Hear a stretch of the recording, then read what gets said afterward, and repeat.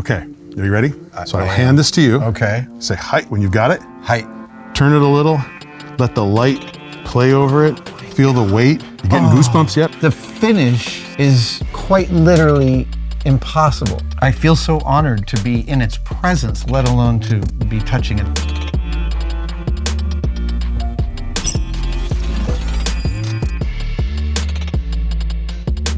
Hey everybody, Adam Savage, and I am in one of the back rooms at the Metropolitan Museum of Art with Ted. How are you, sir? I'm awesome. Every time we talk about what videos to shoot, there's a regular category we get to, which is I say, hey, I've never touched and you guys have brought me gauntlets and medieval swords, European, and this most recent time I said, I'm obsessed with Japanese cinema and samurai and sword fighting, and I've never touched or been around a real Japanese sword, and you endeavored to show me one, and that's what we're about to look at? Have I got a treat for you? I'm beyond excited. I know how you feel. Well, the thing about before we started shooting, you were like, listen, when we pull out the blade, you're gonna put on a mask, and I'm like, oh, that is cool. I get it. Yes. Even my breath can tarnish. Yes. So what I have here for you is a katana blade in its shurasaya resting scabbard. You stored them separately than their normal furniture. Yeah. The reason being, the blade's very highly polished. Mm-hmm. It could corrode. It could get like some grit or something inside the scabbard. If it's inside a beautifully decorated lacquered scabbard, I have no way to clean it out. Right. A shurasaya is actually two halves glued together with a rice glue. And if I have to, I could pop them apart, clean the interior of the scabbard, and glue it back together. And make sure that it is a proper home for the blade that doesn't contribute to its deterioration. Right.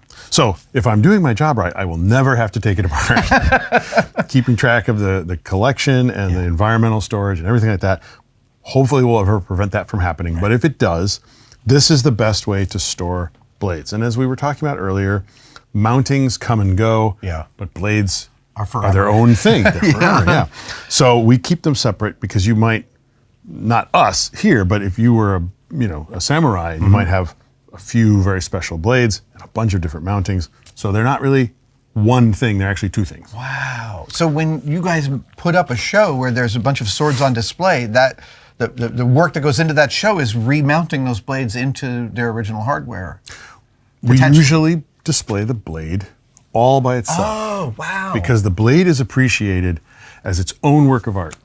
Got it. So I want to start with the mounting. Yeah. So we'll just reveal, we're going to unwrap here. This is a katana blade that I quite like. Wow. It's very, I think, subtle and understated. What's interesting for me is that this is all lacquer brushwork to get this texture. It is, yeah. And then it has all of the mountings. Now you remember we were looking at mountings before. Right. And here they are. Here's your tsuba. Yeah. Okay. Here's your other grip hardware is all this stuff. Yeah. And here actually you see a kogai, which is a different tool than the other side, which is the kozuka. And then that's the little knife. That's the knife blade. And then there's some extra fittings that are not reflected in this set. You have your scabbard, which would be for the blade. Yeah. The grip, which is a wooden core wrapped in ray skin. Yeah. And you see some variations. This is a very uniform bit of ray skin. Sometimes you will see a group of very large, highly raised nodules. Maybe it's on the other side. Nope. Sometimes you'll see that in there. That's from this part of the ray. Oh. And it's just only that one little bit. And so sometimes they use that as a design element? They would harvest that part specifically for sword grips. Sometimes you'll see the ray, they will lacquer it to fill in the interstices between the nodules and then polish it smooth. Oh. So they had a lot of ways of treating that. Yeah, exactly. But the ray skin is durable. It's glued onto the wood core. It's very hard, and I mean, gives you a good grip when the blood starts to flow. Right? I think is probably its origin. Sure. We see grips, in European swords with shark skin and things like that. Yeah. But then they wrap them in the silk cords, which I think is where a lot of the grip comes from. And it's a beautiful wrapping. It's really, really, it's very precise. Dimensionally very close to the surface. Yep, you can see it's sort of raised along the center, but very tight along the sides. And then one of the other interesting things, the Menuki originates on older blade forms as the thing that holds the grip together. But by this time, they're now decorative. And what's holding it together is the Mikugi, which is just a little bamboo thing. This is a very nice one. I keep chopsticks in the back for emergency Menuki. Oh my gosh, They're very easy to shape, and you can kind of stick a whole chopstick in there if you had to, just temporarily to hold something together. But that's all it is. That's a nice little bit of finished and stained bamboo that I keep as a spare. I think one of the things I found most surprising about Japanese swords is how configurable they really are. I like to bang on in my own shop about how I don't like glue and I like I prefer mechanical solutions because I like taking my things apart and putting them back together. For sure. But the degree to which they have made these take apartable and put back togetherable is really amazing. So with the Mikugi in there, Yeah. Well, of course, I'd hold it like this, right? It's not going to come apart. Right. So it's good to know. So I'm just going to take this apart here, and you'll see that inside, because I do not have a steel blade in there, I have a replica blade. That's what's holding the whole thing together. And it probably doesn't need to be the full thing, but it is. And it always is. And they look beautiful. It even has the habaki here carved out because that is what actually holds the sword tightly into the throat. But we should be able to take this apart. Is it going to pop out without difficulty? I think so. There we go. Look at that. So there's our little Mikugi there. And then if I had a sword blade in there, I would have to pop it, but this is probably not quite as tight. So if I pop this out, there's the grip. Wow. That's one piece. And you can see that, well, it might not come off, but they just pop off. So everything's carved and shaped to fit the fittings, which have already been made. Right? Oh my goodness, yes. So then you put the grip together, and then you fit it to this, and then you say, okay, there's where the hole goes, and you drill the hole out. And then you've got little spacers, these washers in here. This whole thing can just come off. Wow. And there's the tsuba. So I could take probably any one of those and fit it on here and see if it worked. But I'm not going to do that because it wouldn't match, and it would be. So this is, again, if you have a blade that is made or fits perfectly into a particular mounting set, you can very easily just copy the blade. You trace it out, you carve it so everything fits just right. And then we'll look at the blade next. Cool. While we have it out, let's talk about the kozuka and the kogai. So we already looked at some kozuka handles. And that's what they look like when they have a blade in there. Ooh. Oh, so lovely. And you see there's a sort of a channel slotted in there for it. There's this nice little, what do we got here? I guess it's just maybe it's a horsefly or something, but it's fitted in there to protect the opening. Amazing. And then you have this fitting on the other side that holds the lacing, which is tied decoratively now. And then you also have the kogai. And what was this for? This is a letter opener, clearly. It's a letter opener. If you need to scratch under your helmet, maybe jam it into your saddle and hang your enemy's head from it in a bag. You'd rather not be using a knife for any of those. Yeah, your horse would object. And then that little guy right there, would you care to speculate what that little piece is for? Does it aid and abet a knot or an untying of a knot in some way? Actually, you probably could use it for that, but that's not its stated intent. It's an ear scoop. It's got, as someone whose ears produce a ridiculous amount of wax, I love that. I 100% sympathize with this, for sure. I wish I had one. Kogai? Kogai. And it just slides in there.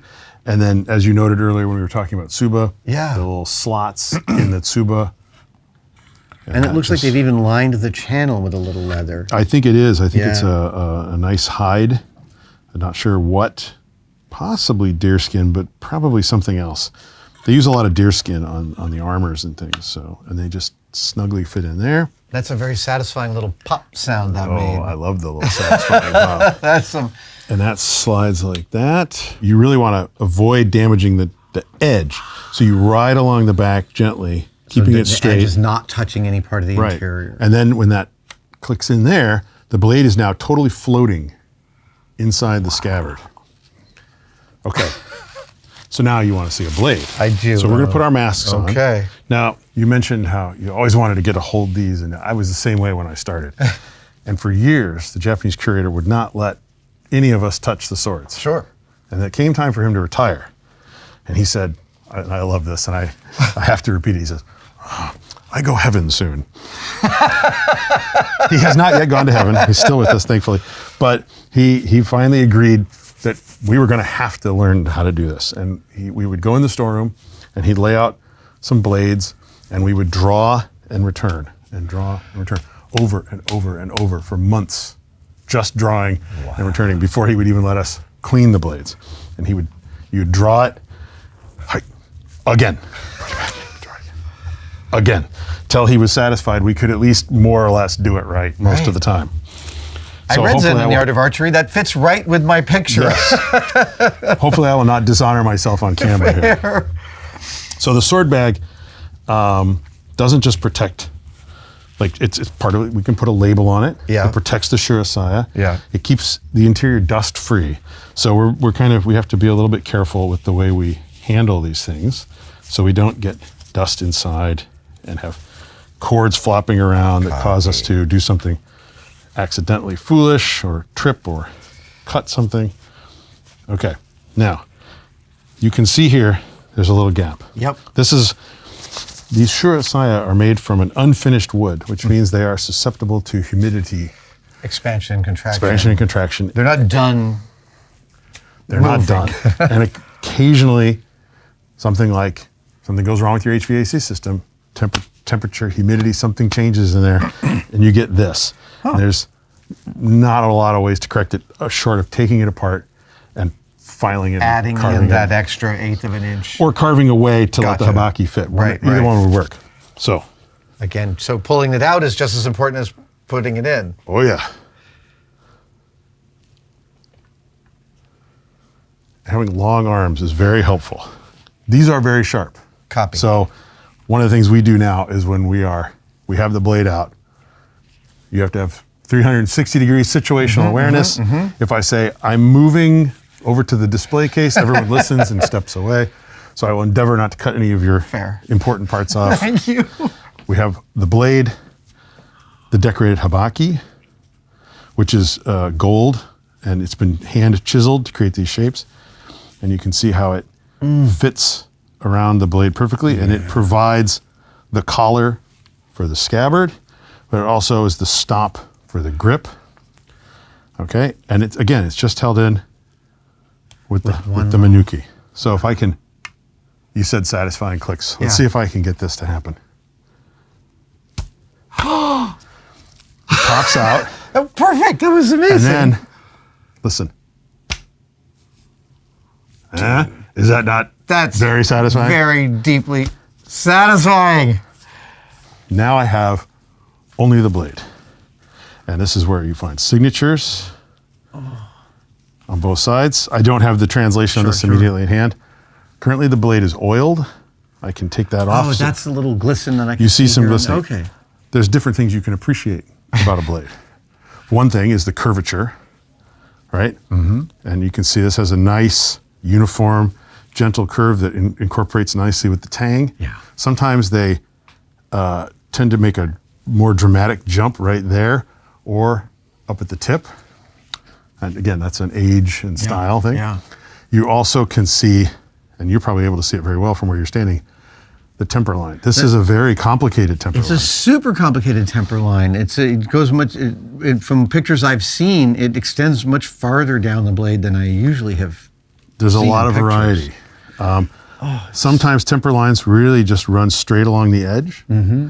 Sometimes they wave. Sometimes they are not as sort of repetitive as this. They're very more chaotic.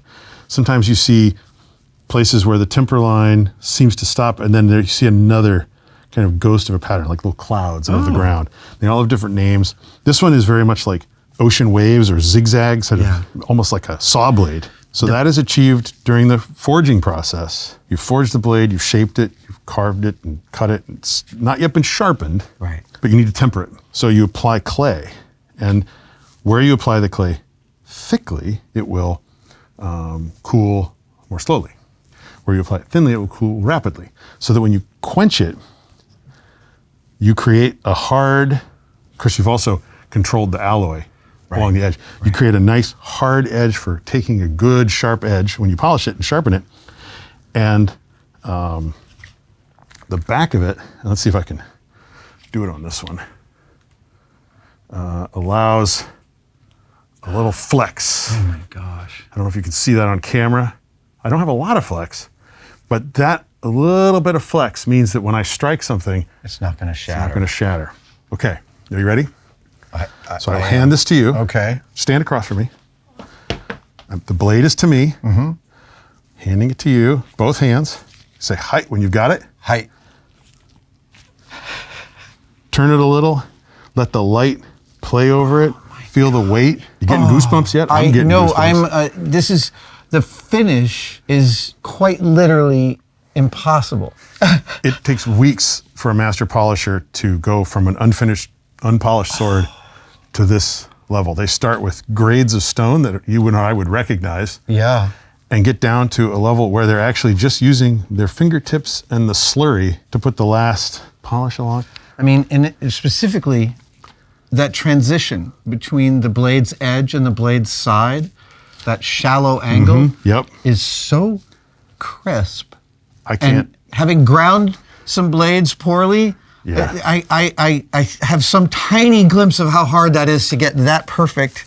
Yeah. And it boggles my mind. And there's also no, like, the blade, the whole blade just descends to zero. There's no extra little blade at the very end or sharpened part at the end.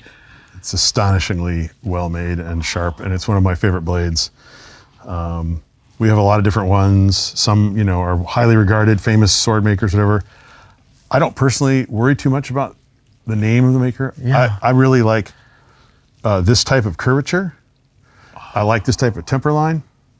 And I like blades that just have the right weight in your hand. And It really does. Ted, thank you.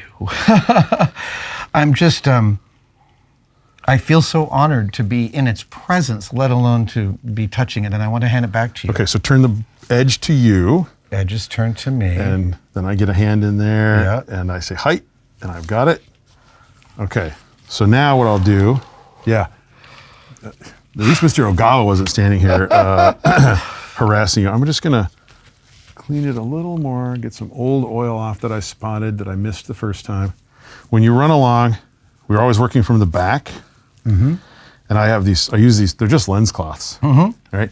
I wash them and keep them clean and stuff. And I have this cotton around the outside so that I'm never really touching the lens cloth. Yep. And I go in, and you can see how my knuckles bent. Yep. I don't want to get Anywhere. on the other side of that edge. I want to just right along the side of it.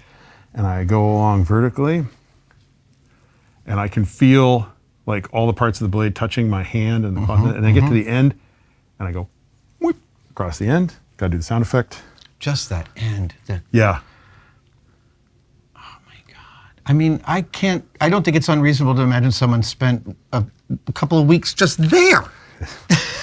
Ted, I thank you, sir. That was truly incredible. Oh, yeah, I don't have any way to wrap this out. That was so cool. Glad to hear it.